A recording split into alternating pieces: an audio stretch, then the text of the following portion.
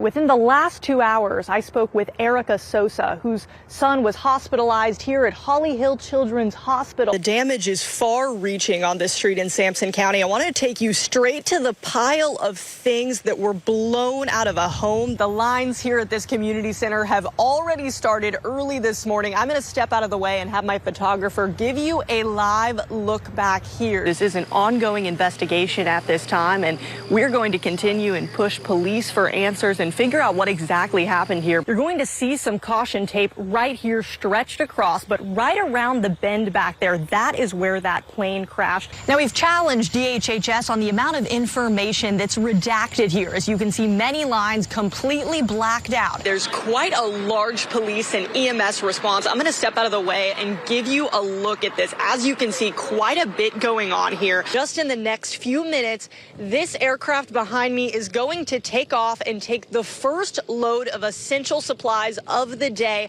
out to Western North Carolina.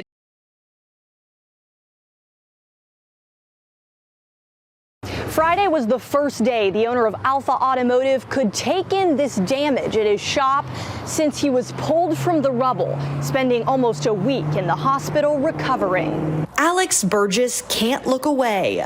Every time I close my eyes, I see stuff falling on me. This security camera footage shows Burgess just moments before this wall came down. It ripped that roof open and started throwing cinder blocks at us at a speed where you couldn't even block it. The very cinder blocks he and his wife painted just 3.5 years ago. We didn't get a loan to start a business. We went into our bank accounts and started this business. All that's left is a pile of car parts, twisted metal, and wood. Now that he's out of the hospital recovering from a fractured spine, broken ribs, and torn ligaments, he's thinking about his next steps. I need to find another location, and I will rebuild. I'm not going to let this stop me. But he says it won't be that simple, as support from the city has run out, leaving him to rely on an insurance payout that hasn't come in yet. I don't ask for help a lot. This is one of the only times I do ask for help. Yet there's still so much gratitude in the air that tonight he'll be home with his family recovering. It's going to be a road to recovery, but at least I'm blessed enough to go down that road. Now, a spokesperson for the city of Rocky Mount says the damage caused here by that EF3 tornado falls below the limit that would allow them to get any federal aid. Heidi Kirk, WRL News in Rocky Mount. More than a dozen former employees of Holly Hill Hospital reached out to us wanting to share their concerning experiences working at this facility. Now, we spoke to 2 executives with long histories in the healthcare industry to help us understand what's gone on behind these walls. The medication was used as a threat. Documentation, terrible. I felt like all the staff was overwhelmed. 2 former Holly Hill executives describing a system meant to protect children that may actually be harming them. You painted one picture, and then when you get in, it's definitely different. We're protecting their identities as they fear retaliation. One of our first questions, how children have been able to escape the facility so easily. They tell us it happens more than we've been told. Were you told to underreport or not report escapes? I was encouraged to put them as found in unauthorized space. They say the staff is asked to hide escapes by using loopholes in language so as not to turn heads from the Department of Health and Human Services. They're left vague. So left up to interpretation. They both describe an environment that puts profits over patients and conceals the practices that happen behind closed doors, threatening medications. You better, get in line or you're going to get some booty juice, which is what they called it. They both say these failures come down to one main factor, inadequate staffing. I think that was a big part of it. Was they had a lot of inexperienced people, and inexperienced people need more training. And you were giving the same amount of training to somebody with 20 years experience as you were to someone with 20 days experience. We asked Holly Hill and Universal Health Services, the parent company, quote, will you provide us a statement addressing former employees' concerns about instructions on handling elopements, staff training, patient-staff ratios, and a profit over patient mentality? In a statement, Holly Hill defended itself, saying, quote, "To ensure patient safety, Holly Hill Hospital is staffed to regulations and staffing is reviewed routinely. UHS has not responded. These employees say the company is also part of the problem." Do you feel like Universal is set up with the necessary resources for Holly Hill to run smoothly? In my opinion, no. In my opinion, no.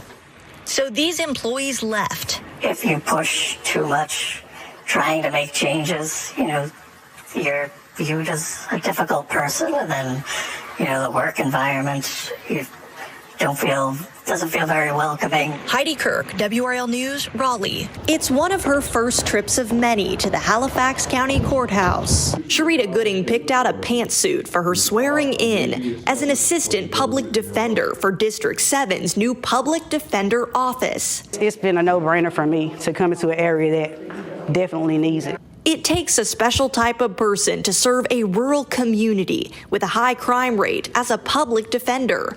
But for her, it's an honor. I had a sibling who was in prison, and so I was definitely inspired. My goal was I was going to get him out. From the age of 2, she knew she wanted to be in a courtroom, helping people just like her brother. He was able to get out before I ever finished law school, so now I got to provide that advocacy that I was going to provide to him to other people that, may be in similar situations. There's no way to describe the excitement in the Halifax County courtroom as 8 new assistant public defenders were sworn in. Tonza Ruffin got these 8 people here, pulling many of them from communities across the state. My goal is not just to shove people through the court system, but to make connections with the people that we represent.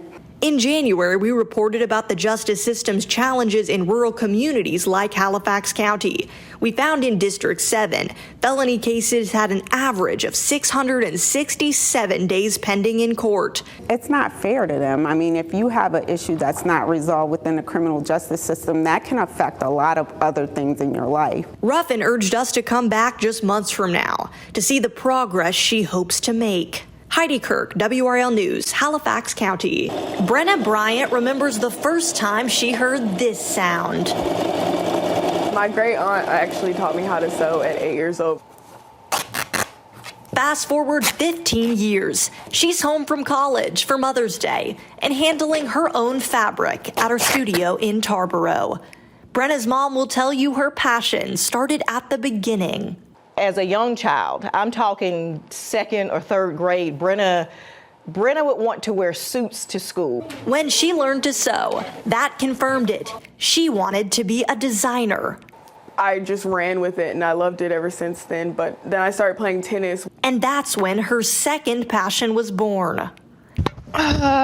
WRAL interviewed Brenna in 2017 when she became the 1A individual tennis state champion. She had bigger goals.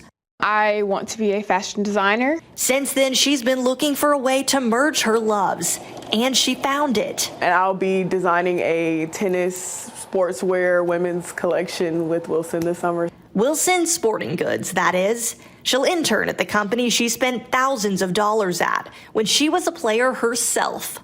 It just felt like everything was aligning. My 2 passions, fashion and tennis, were coming together. This summer, she'll finish her fashion degree and make the move to Los Angeles. Being someone who has played tennis, I think would be so great to design a tennis collection because I know how things fit. And as for what the future holds, she says she'll always be a kid from Tarboro.